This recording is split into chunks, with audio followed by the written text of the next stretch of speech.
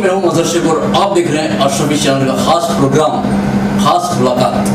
दोस्तों, जैसा कि आप जानते हैं कि सरकार की जानिब से कई योजनाएं आवाम के लिए निकाली जाती है। उनमें से जिस तरीके से बच्चों से लेकर सीनियर सिटीजन यानी कि जो रिटायरमेंट की उम्र होती है 60 साल के ऊपर, वहाँ तक के लोगों के लिए अलग अलग योजनाएं होती है। लेकिन इन योजनाओं के क्या फ़ायदे हैं, उनको किस तरीके से हासिल करना, ये लोगों को मालूम नहीं होता। तो इन सब बातों की जानकारी हम लेंगे सामाजिक कार्यकर्ता जुनैद भाई शेख से। जुनैद भाई शेख काफ़ी सालों से इस फील्ड में काम कर रहे हैं और लोगों की खिदमत भी अंजाम दे रहे हैं। तो जुनैद भाई, आपका इस्तेमाल करना पड़ेगा। जुनैद भाई, ये बात बताइए खासकर कि आपने इस फील्ड में कब से शुरुआत की इन चीज़ों की? मैं 92 के अंदर सेवा के कार्य में आया और तो उसके अंदर मैंने 92 से चालू किया पब्लिक का सेवा का काम, पॉलिटिकल के साथ साथ सेवा का भी चालू किया। लेकिन जब हम 10th स्टैंडर्ड में पास हुए और वैकेशन था, तो हमारे जो सर थे वो सामाजिक आगेवान थे और उनके एक दोस्त थे अल्ताफ भाई सैयद, उनके थ्रू जो विधवा सहाय और वृद्ध पेंशन जब नया राजीव गांधी ने डिक्लेयर किया था, तो हम वैकेशन के अंदर घर घर जाके जहाँ आइडेंटिफाई करके वो फॉर्म भरते थे। वो चीज़ हम पढ़ाई पूरी करी और 92 में जब हम राजनीति सेवा में आए तो हमने ये काम चालू किया और लोगों को, मेरी पहले ऑफिस नहीं थी, लेकिन मैं 1 घंटा मेरे घर पे जो मेरा बिजनेस था वहीं बैठ कर लोग फॉर्म भरता था, एक सब लोगों को गाइड करता था और लोगों को जो भी प्रॉब्लम होता था उसकी मतलब सरकार की योजना है, चाहे वो वृद्ध पेंशन हो, विधवा सहाय हो, इनकम सर्टिफिकेट हो या फिर अपंग की कोई भी सर्टिफिकेट हो या फिर दवाखाने के अंदर से भी, मतलब कोई उस वक्त में कोई माँ कार्ड के नहीं था, लेकिन उस वक्त में कॉर्पोरेटर MLA के सर्टिफिकेट से माफ़ी होती थी, वो करते थे। फिर धीमे धीमे जो योजनाएं सरकार आती गई, कभी भूकंप होता था, कभी राइट्स होता था, कभी पूर आता था, उसके अंदर की योजनाएं भी आती थी और उन योजनाओं के अंदर भी लोगों को हम उसकी माहिती पहुँचा तो उनके फॉर्म, अभी से कोरोना आया, कोरोना में सरकार ने 50,000 फॉर्म भरे। तो हमारे जो मामलतदार है 2-3 जगह से लेकर मैंने मेरी ऑफिस पे 1,000 लोगों को मतलब फॉर्म भर कर 50,000 आए, उनके डॉक्यूमेंट चेक करके उनको ऑनलाइन है रूबरू करके दिलाए। अच्छा, जो मैं खासकर ये पूछना चाहूँगा कि फिलहाल केंद्र सरकार की जानिब से तो कन्या केरोनी जिसे कहते हैं, ये सब बच्चा जब पैदा होता है तब से लेकर जवान होता है, उसके बाद में भी उसे पेंशन से शुरुआती पढ़ाई के लिए मिलती है या फिर वो बूढ़ा होता है तो उसमें सीनियर सिटीजन, इन सब योजनाओं को आप एक के बाद दीगर बताएंगे कौन कौन सी योजनाएं जो है पेंशन में शुरू होती है? 2/8/2019 के बाद गुजरात सरकार की जो बच्चियां हैं उसकी वाली डिग्री योजना है। उसके अंदर जैसा कि 5 साल की होती है तो 6,000 रुपये मिलते हैं, फिर 8वीं दौरान में जाएगी तो 6,000 मिलेंगे और जब 18 वर्ष की होगी तो 1,10,000 मिलेंगे। ये वाली डिग्री योजना का गुजरात सरकार की है। लेकिन इसके साथ जो बच्चे या लड़के भी जो KG2 में से 1 में आते हैं तो राइट टू एजुकेशन का एक 2009 से ये प्रोग्राम चल रहा है, जो बच्चे फ्री पढ़ते 1 से 8 में और दर बरस 3,000 रुपये उनको सरकार, जिसका राइट टू एजुकेशन में एडमिशन मिल जाता है उसको मिलते हैं। अगर नहीं मिलता तो जो पुअर बच्चे हैं, जो गरीब बच्चे हैं, जो इसका नहीं कर सकते माँ बाप उनके, तो उसके लिए मौलाना आज़ाद की स्कॉलरशिप 8, 9, 10, 11, 12 की होती है और 1 से लेके 10 तक और प्री मैट्रिक, फिर 10, 11 से लेके कॉलेज तक पोस्ट मैट्रिक और मेडिकल और इंजीनियरिंग की मेरिट कम मीन्स, ये 2007 से जो UPA की सरकार ने इसको मतलब लागू की थी और उस वक्त में मैन्युअली फॉर्म भराए जाते थे, लेकिन आज ऑनलाइन फॉर्म भरते हैं। उसके अंदर भी हर मतलब सिख, मुस्लिम, पारसी, जैन, बौद्ध, ये सब माइनॉरिटी कम्युनिटी के लिए कर सकते हैं। अच्छा, बक्सी पंच वगैरह हैं कि दूसरी जो कास्ट के हैं उसकी भी मतलब जो शेड्यूल कास्ट है उनकी भी मतलब जो merit come means pre matric वगैरह की स्कॉलरशिप सरकार अब तक निकालती है और वो भी ऑनलाइन फॉर्म अपने भर सकते हैं। अच्छा, खासकर यहाँ पर एक बात आपसे ये पूछना चाहूँगा कि वहाली डिग्री योजना जैसा आपने बताया, अब वहाली डिग्री योजना जो है उसमें ऐसे भी टर्म्स कंडीशन वगैरह हैं कि उसकी जो प्रोसीजर खासकर हो कि कितने वक्त में उसकी जो है फॉर्म भरना रहता है बच्चा पैदा होने के बाद? वक्त में तो नहीं है, लेकिन 2/8/2019 के बाद बच्चा पैदा होना चाहिए। अच्छा, उसके बाद आप फॉर्म भर सकते हैं, लेकिन उसमें एक थोड़ा क्लोज है कि भाई पति पत्नी में से किसी एक के नसबंदी कराना, एक थोड़ा मतलब वो थोड़ा लोगों को मतलब वो अच्छा नहीं लगता, कुटुंब नियोजन का पालन करने का ऐसे इस तरह। तो लेकिन साहब इसमें एक चीज़ और भी तो देखी जाती है ये कि अगर 2 लड़कियां हैं तब जाके इस चीज़ का प्रावधान रखा गया। दो लड़की हो जाए उसके बाद एक लड़की हो गया तो नहीं, एक लड़की तो नहीं है चीज़।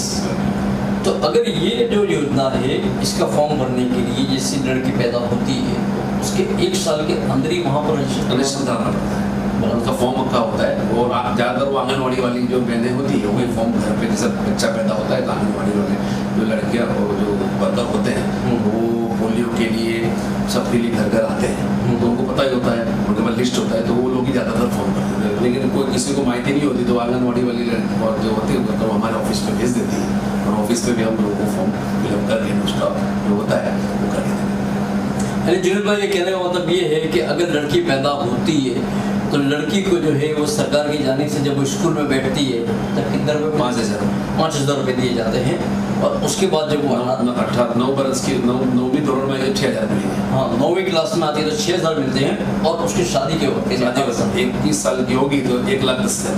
21 साल की होने पर उससे 1,10,000 रुपये उसे ये सरकार की जानिब से मिलते हैं। अच्छा अगली योजना की हम बात करें तो जैसा आपने RT का बताया तो उनमें किन डॉक्यूमेंट्स की जरूरत है? RT के अंदर कैसा है कि 1.5 लाख की आवक मर्यादा का इनकम सर्टिफिकेट चाहिए।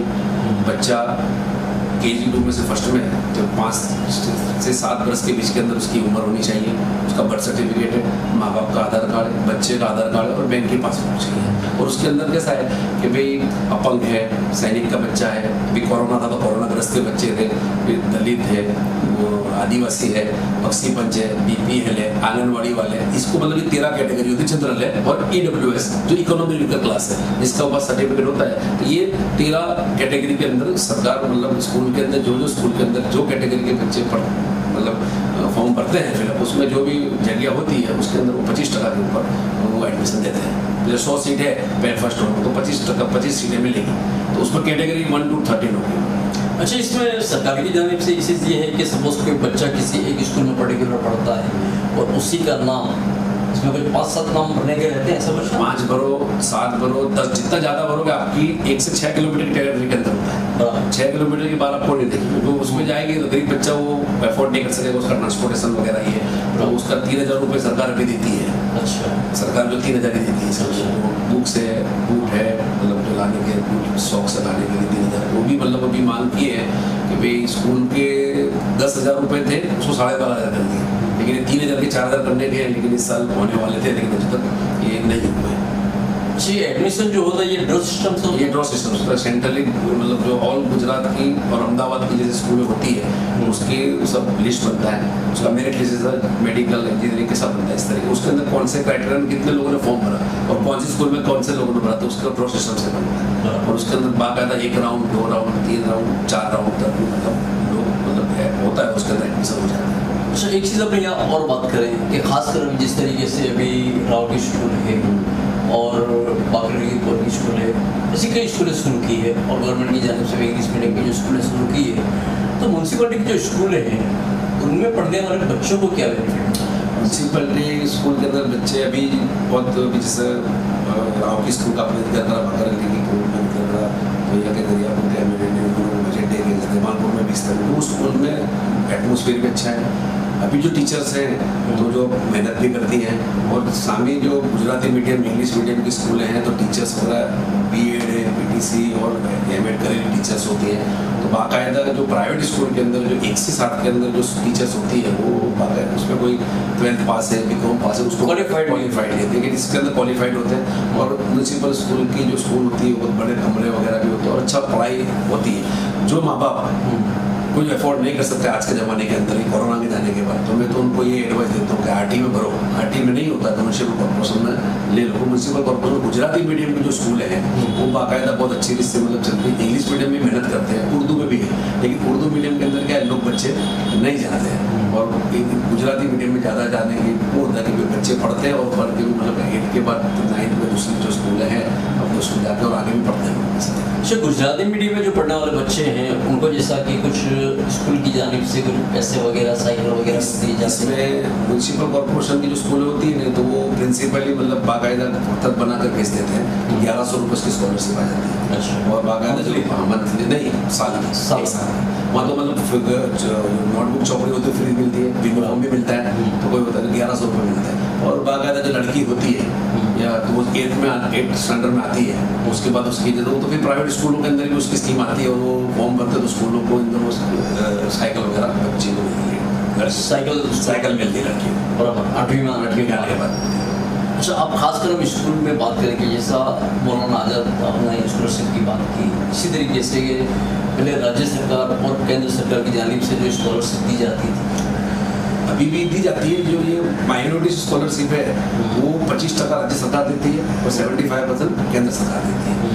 मौलाना आज़ाद जो स्कॉलरशिप जिसका नाम अभी हजरत महल रखा है, हजरत महल बेगम हजरत महल रखा है, वो डायरेक्ट मौलाना आज़ाद एजुकेशन फाउंडेशन से गुजरात के मतलब सब हर स्टेट की अलग अलग जो माइनॉरिटीज़ की जो बस्ती उसके प्रमाण जैसे गुजरात की है, गुजरात की 2000 बच्ची को मिलता है, महाराष्ट्र की है, यूपी की, तो जो जो माइनॉरिटी की जितनी बस्ती उसके प्रमाण उसका मतलब कोटा होता है। अच्छा, भी मौलाना आज़ाद यूनिवर्सिटी अगर स्कॉलरशिप की जब बात करें तो जिस तरीके से कुछ दिन पहले अखबार में आया था कि काफ़ी जो बच्चे हैं वो इस स्कॉलरशिप से बाकात रह गए हैं। वो एक में क्या होता है कि ऑनलाइन भरने के अंदर नोडल ऑफिसर होता है, पहले स्कूल से सेक्शन होता है, फिर यहाँ से नोडल ऑफिसर होता है। नोडल ऑफिसर सब डॉक्यूमेंट जो अपलोड किए हुए होते हैं और जो फॉर्म भरा होता है उसको चेक करते हैं। कई बार मतलब नोडल ऑफिसर चेक नहीं करते या वो कुछ भी क्वेरी आ जाती है और उसका ध्यान नहीं रहता। अच्छा, माँ बाप को कभी SMS भेजते भी हो कि ये आपका क्वेरी आप जाके कराओ, तो माँ बाप SMS देखते नहीं है, कई बार मोबाइल बदल दिया होता है तो आता भी नहीं है, तो इस तरीके की क्वेरी रहती है। तो मैं चाहता हूँ कि जितनी सामाजिक संस्थाएं गुजरात में हैं, पहले मैं बता दूँ कि जब RT 2013 में हाईकोर्ट से लागू हुई थी, जब मैन्युअली फॉर्म भरे जाते थे, और 2016 के अंदर जब ऑनलाइन फॉर्म थे तो मैं मेरी ऑफिस के अंदर मैंने ऑनलाइन एक बंदा बिठाया, उसमें 1000 फॉर्म भरे थे। आज भी 10 साल स्कॉलरशिप हो कि RT हो, ऑनलाइन फॉर्म मेरे घर ऑफिस पर फ्री भरे जाते हैं। विधवा सहाय हो, वृद्ध सहाय हो, मैं 20 साल से मेरे कंपाउंड में मेरी ऑफिस से सुबह 9 से 9:30 से 12:30 में बैठता हूँ। मेरे साथ 2-3 दूसरे बंदे भी साथ में काम करते हैं और फॉर्म भरना, लोगों का काम करना, आयुष्मान कार्ड जो अगर बीमार आदमी होता है तो तात्कालिक आयुष्मान कार्ड भी कार्ड देते, तो ये लोगों को मतलब इसमें क्या है कि जितने लोग ये शौक का विषय है, ये सेवा है, शौक और साथ में खिदमत है, इससे खिदमत से अल्लाह मिलता है। और खिदमत का जज्बा होगा तो उसके अंदर लोग इसका बहुत अच्छी से इससे फ़ायदा, ये हर कम्युनिटी में देखा है भी कि जितनी भी संस्थाएं मुस्लिम संस्थाएं भी काम करती है। हम भी खुद भी हम जाके बोर्ड लगा के हर इलाकों में जाके महीने 2 महीने में 1-2 बार कैंप करते ही है, और कैंप करने से दूसरों को भी अवेयरनेस आती है और लोगों को पता चलता है और लोग इसके अंदर दूसरे नए बच्चे भी आते हैं, CSC सेंटर लिए वो बच्चे भी आते हैं, तो वो लोग भी काम करते हैं बैठ के, लेकिन उसके अंदर CSC सेंटर में फीस वगैरह होती है नॉमिनल, लेकिन फिर भी काम लोगों का हो जाता है। हमारे CSC सेंटर की डिटेल्स बताएंगे? CSC सेंटर में कैसा है, सरकार की तरफ से CSC सेंटर दिया जाता है, कॉमन सर्विस सेंटर। उसके अंदर सरकार की जितनी योजनाएं होती है वो, उसके अलावा आधार कार्ड है, फिर गांव की बीमा है, खेती बाड़ी की है, पान कार्ड है, वो सब चीज़ बनती है, लेकिन उसकी टेम्पररी को जो फी नक्की होती है उनको फी देकर करना होता है। लेकिन सरकार की जो योजना है जो चलती है, जो मामलादार ऑफिस पे जाओगे वो हमारे ऑफिस से फॉर्म फिलअप करके फ्री भर देते। पहले एफिडेविट भी थी, एफिडेविट भी हमारे जो एडवोकेट नोटिस थे वो बिल्कुल मतलब नॉमिनल रेट में कर देते थे। और बाकायदा अब तो ऐसा है कि परिशीष दे दिया है कि विधवा में भी, रुस्साई में भी और आवक के दाखिले में भी खाली फॉर्म पे सही करके दे देने की, और कोई होता है खाली 20 रुपये मामलतदार आवक के दाखिले की फी लेता है, विधवा से रुस्साई कोई फी होती नहीं है। सेवा का काम हमेशा सरकार भी फ्री करती है और लोगों को भी फ्री करना चाहिए, मेरा ये मानना है। इसके अंदर सेवा में से अगर कोई मिसयूज करके उसका वो करता है तो उस गलत करता है, उनको उसको यहाँ भी भुगतना पड़ेगा और ऊपर बिल्कुल जो होता है। अच्छा, खास कर एक बात आपसे पूछूं मैं कि कुंवर भाई जो मामेरू नाम की एक योजना है वो क्या चीज़? कुंवर भाई के मामेरू में ऐसा है कि जो लड़की शादी हो जाती है उसके बाद उसको 20,000 रुपये, पहले 10 कर देते थे, अभी 20,000 रुपये सरकार उसको मतलब देती है। उसमें हर बक्सी पंच है, माइनॉरिटीज़ है, दलित है, कॉमन सबको देते हैं। उसके अंदर एक इनकम सर्टिफिकेट होता है, मैरिज सर्टिफिकेट होता है, और दूल्हा दुल्हन जो पति पत्नी होते हैं उनका एक फ़ोटो होता है कंबाइंड, और वो मैरिज सर्टिफिकेट रखना पड़ता है, और आधार कार्ड और बैंक पासबुक उसके अंदर वो सरकार,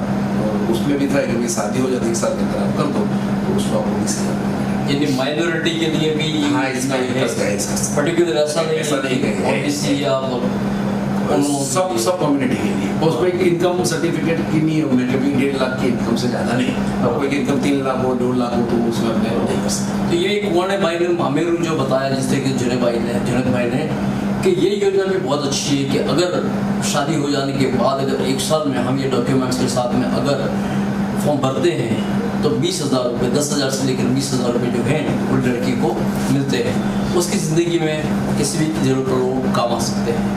अच्छा, इसी तरीके से जिन भाई हम बात करें तो ये तो हुई हमारी बात अभी एजुकेशन को लेकर। अब खासकर जो सीनियर सिटीजन हैं उनके लिए भी गवर्नमेंट की तरफ से कुछ सीनियर सिटीजन में कैसा है कि 60 बरस के ऊपर जो हो जाते हैं और उसमें अपंग होता है हैंडीकैप कोई भी लोग 45 ईयर्स उसके अंदर सरकार उनको 750 रुपये देती है, लेकिन उसमें एक क्लोज है कि 21 साल का छोकरा नहीं होना चाहिए। अच्छा, जो 60 बरस से ऊपर अपंग होता है तो उसको मिलेगा, उसका कोई प्रॉब्लम नहीं। अगर 60 बरस के ऊपर उसका 21 साल का छोकरा है, मेंटल रिटायर्ड है, उसको कैंसर है या एबनॉर्मल है तो उसको पैसा मिलेगा। बाकी उसमें 21 साल का छोकरा होगा उसको नहीं मिलेगा। 21 साल का छोकरा नहीं होगा या छोटा होगा या नहीं होगा, कहीं ऐसे भी होते बच्चियाँ ही होती है और कभी ऐसा होता है कि बच्चे को कैंसर हुआ होता है, कभी ऐसा होता है कि बच्चा अपंग होता है तो वो माँ बाप को मतलब 750 रुपये सीनियर सिटीजन को कैसे मिलते हैं। सीनियर सिटीजन के अंदर कभी ऐसा हुआ हो कि एक रेशन कार्ड में अगर माँ बाप का नाम अलग है, बच्चों का नाम अलग है और अलग रहते हैं तब तो उनको मिल सकता है? उसमें मिलता है, लेकिन उसमें समझो कि क्या करते हैं सरकार इसका इलेक्शन कार्ड मतदार यादी भी देखती है। लोग रेशन कार्ड अलग बना लेते हैं लेकिन मतदार यादी तो साथ में, तो कभी मतदार यादी में मेरे वालिद साहब है और मैं अलग रहता हूँ लेकिन मेरा मतदार यादी मेरे वालिद साहब के वहीं है तो वह नाम अंदर आता है तो वो आता है तो वो रिजेक्ट रहेगा। अगर अलग रहने वाले हों हाँ तो वो अलग वो चेकिंग नहीं होती, मिल जाता है। विधवा साहब को 12,500 और वृद्ध पेंशन को 750 रुपये और अपंग पेंशन को भी 750 रुपये मिलते हैं। अपंग के लिए पहले एक क्लोज था यूसीडी का BPL कार्ड, वो निकल गया है और अपंग के 80% ऊपर होता है, उसमें डेफिनेटिव हो, ब्लाइंड हो, एबनॉर्मल हो, हार्ट पेंशन उसको सबको मतलब वो पेंशन हैंडीकैप के लिए अलग से मिलता है। अच्छा, खासकर सीनियर सिटीजन की हम बात करें तो इसमें कुछ कॉर्पोरेशन के पास वगैरह भी मिलता हाँ, ये बस का होता है 65 साल के ऊपर उम्र हो तो मिलता है, यानी वो बस के MTS का मिलता है। लेकिन रेलवे के अंदर 60 बरस के ऊपर का तो आधार कार्ड में आपकी उम्र होती है तो या बर्थ सर्टिफिकेट बता दे तो उसके अंदर वो कंसेशन दे देते हैं। टिकट के अंदर उसका फेयर में कंसेशन दे देता है। बराबर जो टिकट होती है 400 रुपये के तो उसके अंदर से 100 रुपये कंसेशन नहीं आता, 100 रुपये कम करके 300 रुपये देगा, बाकी जो होगा 60 से वो 400 रुपये देगा। अच्छा, खासकर हम एक और बात करें यहाँ पर विद्या जो लड़कियाँ विधवा हो जाती है या किसी भी वजह से कम उम्र में तो उन्हें भी गवर्नमेंट की जानिब से कुछ 20,000 रुपये दिए जाते हैं, उसकी कुछ रूल्स रेगुलेशन? हाँ, उसमें मतलब ऐसा है कि 2 साल के अंदर आदमी अगर उनका इंतकाल हो जाता है, गुजर जाता है तो वो विधवा के 2 साल के अंदर उसकी UCD जो ऑफिस है उसके अंदर एप्लीकेशन करनी पड़ती है और उसके 20,000 रुपये सरकार देती है। और उसके साथ साथ वो विधवा साहब उसके बच्चे छोटे हैं, पहले क्लोज था कि विधवा में भी 18 से 60 साल के अंदर होनी चाहिए, लेकिन उसके 21 साल का बच्चा हो जाए तो बंद था, लेकिन वो सरकार ने 2018 से वो क्लोज भी हटा दिया है कि 21 साल का छोकरा भी हो गया तो विधवा को देखो कि छोकरा अलग रहते हैं, माँ का ख्याल नहीं रखते तो उस संदर्भ में वो होता है तो उसकी अलग गाँव का दाखिला बना देवे तो विधवा को 1250 रुपये अगर लगा 21 साल से ऊपर तो अभी हाल मिलते हैं। खैर ये तो हुई योजनाओं की बात। अब खासकर हम यहाँ बात करें कि आधार कार्ड वगैरह है, इनमें कई बार ऐसा होता है कि आधार कार्ड में कुछ नाम अलग है, PAN कार्ड में नाम अलग है, तो उन्हें सुधार करने के लिए कई बार लोगों को तकलीफ है। इसमें क्या लोगों को कई बार पता नहीं होता कि इसमें क्या किया जाए। पहले तो सरकार ने उसके अंदर फॉर्म दिया जाता था, लेकिन अभी पिछले 1-1.5 साल से तो MLA और काउंसिलर के फॉर्म पे सही सिक्के करके उनका जो मतलब नाम सुधारना है, जैसे मेरा नाम मोहम्मद जुनैद और मो जुनैद लिख दिया है तो मैं वो MLA का फॉर्म पे फिलअप करके फ़ोटो लगा के और मेरा करके और वहाँ का आधार कार्ड का फॉर्म भरूँगा। जो भी सिविक सेंटर है, म्यूनसिपल कॉर्पोरेशन की जो मतलब मस्टर है, पोस्ट ऑफिस है, वहाँ सब में ये आधार कार्ड के सेंटर चलते ही है। वहाँ नॉमिनल फी लेके सरकार सुधार देती है। बाहर जो प्राइवेट CA सेंटर वो ज़्यादा पैसे देते हैं, वो भी सुधार देकर ज़्यादा पैसे देते हैं, लेकिन सरकार की तरफ से जो नॉमिनल होता है 50 रुपये 15 रुपये जैसा सुधारने का बर्थ डेट है, मोबाइल अपडेट का सब अलग अलग रेट है, वो रेट के प्रमाण आधार कार्ड सब जगह पे सुधार है। अब यहाँ पर खास एक सवाल आपसे और करूँ मैं कि जिस तरीके से पहले माँ अमृतम योजना जो थी और माँ वात्सल्य योजना जो थी उससे अभी PMY कन्वर्ट कर दिया गया है। अब ये योजना है, इसको कन्वर्ट करने के लिए इसमें दोबारा आवक का दाखिला निकालना जरूरी है। ऐसा है कि अभी हाल 2022 चल रहा है, 2001-4-2020 के बाद जो आवक माँ कार्ड निकला होगा वो उसका आवक का दाखिला भी शॉप में निकला होगा, तो आवक का दाखिला वो अभी चालू है, उसको रिन्यू नहीं कराना। तो वो माँ कार्ड के साथ माँ कार्ड सेंटर जो भी म्यूनसिपल कॉर्पोरेशन के दवाखाने हैं बस्टों में चलते हैं, तो वहाँ जाओगे तो माँ कार्ड आवक का दाखिला ऐसा करोड़ आधार तो आपको ऑटोमेटिकली आयुष्मान कार्ड कन्वर्ट हो जाएगा। और सरकार ने कई लोगों को मतलब डायरेक्टली मतलब इशू जो थे चालू तो कर दिया, लेकिन माँ कार्ड एक्सपायर्ड हो गया है और इनकम सर्टिफिकेट एक्सपायर्ड हो गया है। इसकी वैलिडिटी कितनी? 3 साल की। माँ कार्ड की भी 3 साल की थी और इनकम सर्टिफिकेट 3 साल की। लेकिन एक बार अगर आपने आवक का दाखिला बनाया, इनकम सर्टिफिकेट बना लिया, 3 साल चलेगा, दोबारा फिर 3 साल के बाद आपको बनाना। लोग 3 साल में वो गिनते हैं कि मैंने 9वें महीने बनाया था, 9वें महीने गिनते हैं, लेकिन नहीं, 31/4/2022 यानी ये जो फाइनेंशियल ईयर होता है, एंडिंग ईयर, वो टाइम पे एंड हो जाता है। वो मतलब मेरा 2.5 साल ही चलेगा, मैं 9वें महीने बनाऊंगा तो मेरे 6 महीने मेरे को नहीं मिलेंगे। तो मेरा नया अभी हाल चल रहा है जो 2019 में जिसने बनाया होगा उसका आवक का दाखिला उसको रिन्यू करना फर्जियात है। अगर उसके कोई लाभ लेना है तो विधवा साहब में, पुरुष साहब में, आयुष्मान। अच्छा, अभी लोग मैं देखता हूँ अक्सर लोग मेरे ऑफिस पे सब आते हैं तात्कालिक बोले क्यों अटैक आया है, कैंसर हुआ है, ये हुआ है, तो उसके अंदर वो मामलतदार को उसका जो आवक के दाखिले के अंदर जो डॉक्यूमेंट्स है उसके साथ हॉस्पिटल का कोई भी जो कागज होता है, एडमिट होता है तो उसका एडमिट कार्ड होता है, या डॉक्टर ने कुछ लिख दिया तो वो रखते हैं। तो मामलतदार ऑफिस से दोपहर में 2 बजे के पहले वो उस फोटो पढ़ देते हैं और 4 बजे आपको आवक का दाखिला भी दे देते हैं। और शाम पढ़ते पढ़ते आप जाओ तो 2 दिन के दूसरे दिन आयुष्मान भी, SPP है, जो भी सिविल है, बड़ी हॉस्पिटल गुजरात में कहीं भी है जहाँ आयुष्मान कार्ड बनता है। आयुष्मान चलना अलग चीज़ है और बनना अलग चीज़ है। कई हॉस्पिटल में ऐसा है कि चलता है, बनता नहीं है। कई हॉस्पिटल बनता भी और चलता भी है। तो जहाँ बनता है वो 24 कलाक 36 कलाक में उसकी परमिशन आ जाती है और उसका ऑपरेशन चाहे बाईपास हो, बड़ा किडनी का हो, सब हो जाता है उसका। यहाँ पर एक चीज़ आपसे और पूछूँ मैं कि इनकम सर्टिफिकेट आवक का दाखिला जो बनाने के लिए कई बार ऐसा होता है कि जिनके खुद के मकान हैं वो तो जिस तरीके से अपना टैक्स का बिल है, लाइट का बिल है, वो एडजस्ट कर देते हैं साथ में, लेकिन जो किराएदार है वो कई बार ऐसा होता है कि 2 साल में 3 साल में अपना मकान बदल देते हैं, तो उनको हर बार ये चीज़ चेंज करवानी पड़ती है। उसमें कैसा है कि वो अगर भाड़ुआते हैं तो उनका भाड़ा करार कराना चाहिए, तो वो उसका लाइट बिल से जाएगा मालिक का, वो मालिक के नाम पे होगा। लेकिन भाड़ा करार नहीं कराते तो फिर वो लोगों को उस वक्त में तकलीफ होती है। लेकिन कोई बीमार होता है तो हम इन्फ्लुएंस करके, दबाव करके, थोड़ा बहुत प्रेशर पे बात करके उसका निकल बिल, लाइट बिल नहीं होता। गरीब झुपड़ों में कईयों के लाइट बिल नहीं है, कईयों की लाइट बिल कट जाती है, नहीं भरते ऊपर अलग से, तो वो भी मामलतदार ऑफिस हम जाके बात करते हैं तो वो निकाल देते हैं। वो सिर्फ पेशेंट के लिए, जनरल दूसरी चीज़ के लिए नहीं। पेशेंट जो होता है दाखिल तो उसके मानवता के तौर पर सब चीज़ें होती हैं। अच्छा, PMY कार्ड जो भी फिलहाल बनाया है वो जो घर में जो मुख्य व्यक्ति है, ये जो मेन इंसान है, इनकम ओनर, सबसे पहले उसका बनता है। हाँ, उसका बनता है, उसके बाद आपकी फैमिली का बनेगा। पहले इनकम सर्टिफिकेट जिसका होगा ना, पहले उसका बनेगा। उसकी मंजूरी आएगी 10 दिन में, सामान्य नॉर्मल, आपको कोई प्रॉब्लम नहीं, आपने ऐसे ही बनाया तो आपको 10 दिन की मंजूरी आएगी। आपका मंजूर होगी, उसमें क्या दिक्कत है कि आधार कार्ड, रेशन कार्ड और इनकम सर्टिफिकेट तीनों के इंग्लिश वर्जन का आपका स्पेलिंग सही है कि नहीं। ये एक जब का बीमा है, सिर्फ नाम का एड्रेस वगैरह का एड्रेस भी आ जाता है। एड्रेस तो क्या है, क्योंकि आदमी का रेशन 2 घर है मेरे, एक मेरा घर में रेशन कार्ड है लेकिन आधार कार्ड मेरा वहाँ का तो चलता है, उसका कोई प्रॉब्लम नहीं है। उनको एड्रेस से उनको नाम मोहम्मद जुनैद शमसुद्दीन से, तो तीनों में नाम मेरा इंग्लिश वर्जन में सही आना चाहिए। तो रेशन कार्ड में अपडेट नहीं होता तो अपडेट कराना पड़ता है। वो भी अगर पेशेंट होता है तो तात्कालिक रेशन कार्ड वाले भी करा देते हैं, अगर नहीं होता तो 72 कलाक में रेगुलर में भी हो जाता है।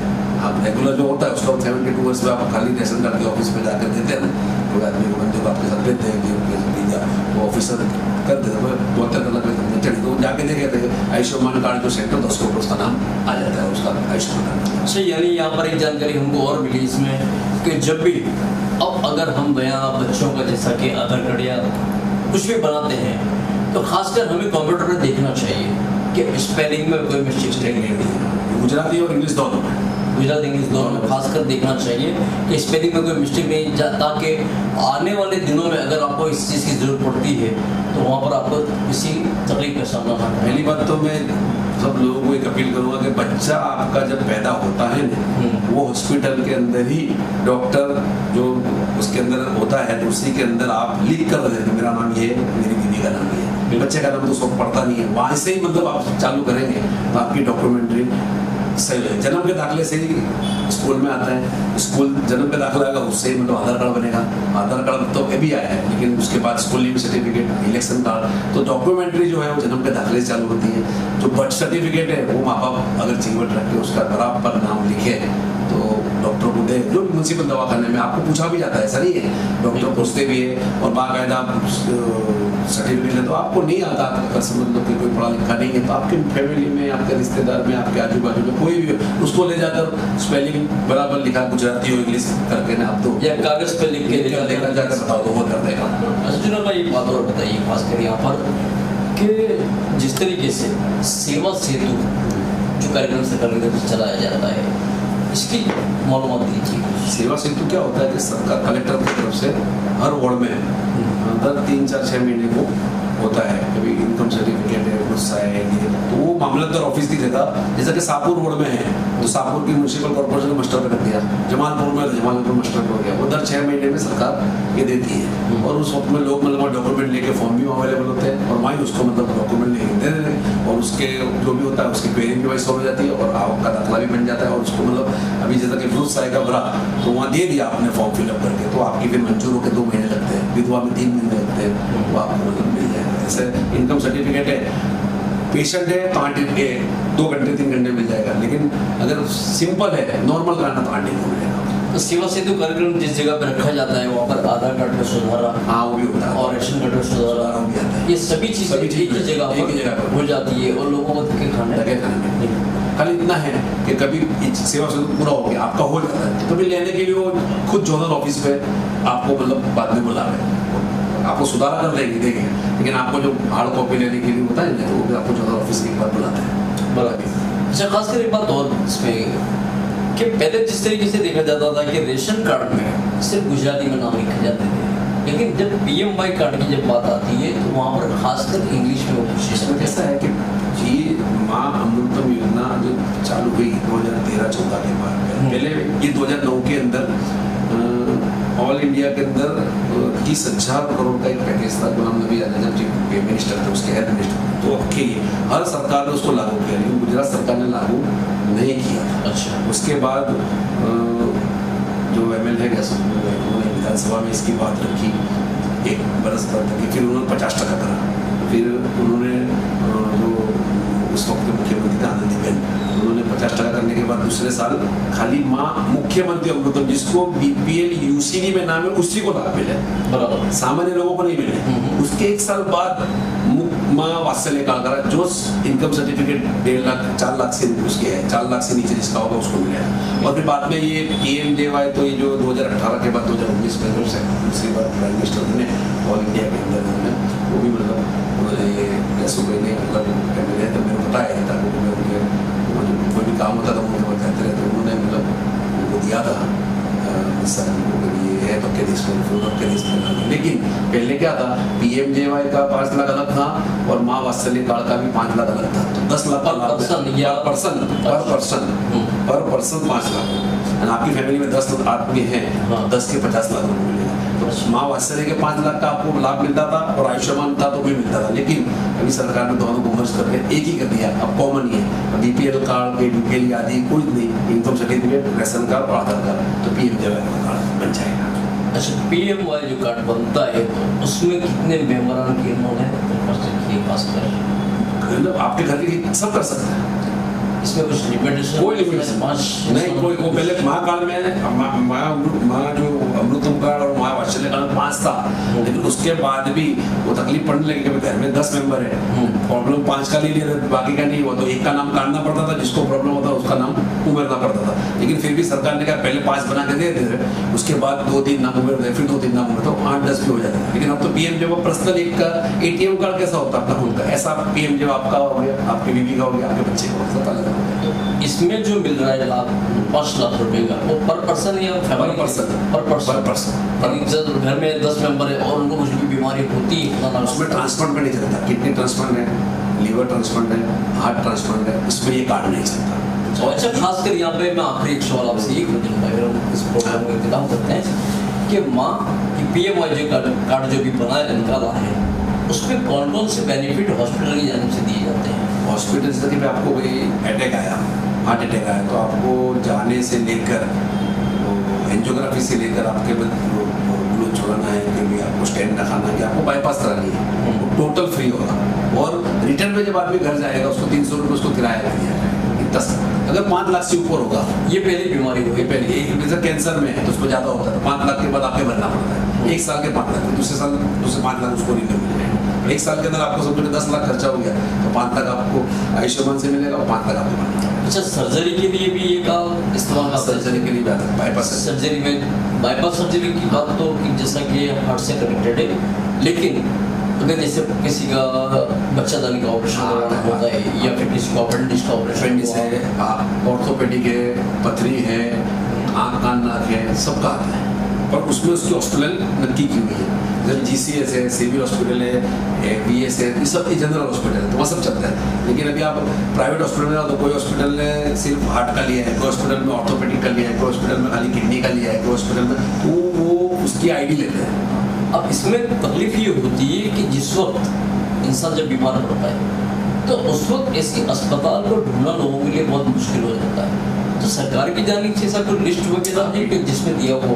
ऑनलाइन पीडीएफ हमारे पास होती है, और अक्सर हम लोगों को फ़ोन आते हैं तो पीडीएफ के अंदर सब लिस्टिंग होता ही है, कौन से हॉस्पिटल में कहाँ है, उसका नंबर होता है कि भाई हमारी ये पेशेंट है। और ज़्यादातर अहमदाबाद में मैं काम करता हूँ, तो मुझे तो अहमदाबाद के ज़्यादातर हॉस्पिटलों का प्राइवेट में पता है कि यहाँ ये काम होगा या ये काम होगा। इससे कोई बड़ोड़ा काम करता है कोई, तो वहाँ के लोगों को पता होता है, नहीं होता तो वहाँ के जो हमारे साथ के काम करने वाले लोग होते हैं, जो हमारे ट्रस्ट में होते हैं, तो वो लोग मतलब इस तरह उसका मतलब हॉस्पिटल बता देते हैं कि महावीर हॉस्पिटल है, कि ये हॉस्पिटल का ही काम हो जाएगा। अच्छा जनरल भाई, ये जो खिदमत है इसमें आप अपना कितना? मैं सुबह 9:30 से 12:30 ये खिदमत करता हूँ, और उसके बाद भी अगर मैं घर चला जाऊँ मेरे काम में, लेकिन फ़ोन पे आ गए या फिर मैं घर पे हूँ या फ्री हो गया, मैं कहीं मेरे ऑफिस वापस आया तो कोई भी आया तो मैं उसका काम में, रात को भी आता है तो मैं कर देता हूँ। तो रात को तो अक्सर बीमार आदमी आते हैं, तकलीफ वाले आदमी, जो सिंपल होता है मैं अक्सर 3-4 घंटा की मैं मेरी 92 से 2022 30 साल हो गए मुझे करते। मेरे नाना भी स्वतंत्र सेनानी थे, मेरे चाचा थे वो भी मतलब सेवा करते थे। मेरा फैमिली बैकग्राउंड भी मतलब गांधी जी के साथ में नाना ने 1945 में इंचो आंदोलन में भाग लिया है, और नाना वगैरह चाचा वगैरह भी ये सब काम करते थे, और मैं वही चीज़ के फैमिली से बिलोंग करता हूँ। हमारे घर पे लोगों का बरसों से आना जाना था, तो वो रास्ता रहा, और आज भी लोगों का रास्ता। मेरी ऑफिस मैंने खोली 20 साल से, मेरे कंपाउंड मेरी ऑफिस है, और वहाँ 2:30 12:30 ये पब्लिक को फ्री काम, कोई भी पैसा सरकारी योजना में लगता नहीं है। सरकार की जो फी होती है वही है। मैं सब लोगों को बताता हूँ, तावल के अंदर कोई भी जगह कोटा पैसा ना दे। मैं ये अपील करता हूँ, खिदमत करनी है तो फ्री होगी, और खिदमत से अल्लाह मिलता है, और अल्लाह राजी होगा तो मखलूक राजी होगी तो अल्लाह राजी होगा। आज मुझे ये योजनाओं में है, आपको मीडिया के अंदर, मुझे नहीं है मीडिया के अंदर क्या मतलब इसकी पता है, तो हर आदमी को बताना चाहिए। मेरी उम्र 60 बरस की है, दुनिया की उम्र 60 बरस की नहीं है। लोगों की उम्र, मेरे जाने के बाद भी लोग जिंदा रहेंगे, क़यामत कब आएगी पता नहीं है। तो अपने जो फील्ड के अंदर जिसको अपनी मतलब स्किल है और जिसमें आप लोग को स्पेशलिटी है वो और लोगों को बताया। ऐसे मैंने कई लोगों को, कई हमारे लड़के साथ में काम करते हैं उनको तैयार किया है, और आज भी कोई भी लड़का मुझे फ़ोन करता है। मैं एक बार अल्लाह कराता है, लेकिन मैं तो एक छोटा सा बंदा हूँ। ये आरटी और स्कॉलरशिप के पहले हम फॉर्म हाथ से भरते थे। ऑनलाइन सेंटर में अखे गुजरात में जो चालू है, जुआपुरा से लेके वो टोटल सेंटर के अंदर गाइडलाइन मैंने यहाँ से अहमदाबाद से लोगों को दी, इस तरीके से करनी चाहिए। और कोई भी क्वेरी आती है तो ऊपर सचिव से लेके पॉलिटिकल लोगों से बात करके, विधानसभा के अंदर भी बात करके, एमएलए अगर एमपी की बात की तो नूर पटेल साहब थे तो वहाँ पर रजुआत करते थे। अभी भी एक प्रॉब्लम चल रहा है माइनॉरिटी स्कॉलरशिप के लिए कि 1 to 10 की स्कॉलरशिप की 1 लाख आवक मर्यादा है, लेकिन गुजरात सरकार गाँव में 20 और शहर में 1.5 लाख देती थी। उसकी प्रोसेस भी चालू है, अगर वो आवक हो रहे थे 2 लाख रुपए कर देवे तो लोगों को इसका असर नहीं हो जाएगा। लोगों को जो चीज़ जानता है वो लोगों को आम करनी चाहिए, और आम करोगे तो 10 आदमी, मैं पूरी दुनिया का काम नहीं कर सकता, मैं मेरे घर का भी पूरा काम नहीं कर सकता, तो लोगों का काम तो पूरा ही नहीं होगा। तो सब मिलकर काम करेंगे, एक होकर काम करेंगे तो ही समाज का काम होगा, चाहे वो हिंदू हो चाहे मुसलमान हो, हर मिलकर ये देश के अंदर सबके मिलकर काम करना चाहिए। बहुत बहुत शुक्रिया जुनैद भाई, बहुत खुशी है आपसे मिलकर और आपने इतनी अच्छी जानकारी दी लोगों को। तो दोस्तों आज हमने जुनैद भाई से बातचीत की और जुनैद भाई ने काफ़ी अच्छी जानकारी समाज के लिए दी कि जो लोग ज़रूरतमंद हैं, जिनको तकलीफ का सामना करना पड़ता है, उन लोगों को किन किन बातों का ख्याल रखना चाहिए, और अगर वो जुनैद भाई का रब्ता करना चाहें तो जुनैद भाई का रब्ता भी कर सकते हैं। शापिल और में इनकी ऑफिस है। तो दोस्तों मैं मदर से कैमरामैन खुर्शी से के साथ इजाज़त चाहता हूँ। अल्लाह हाफिज़।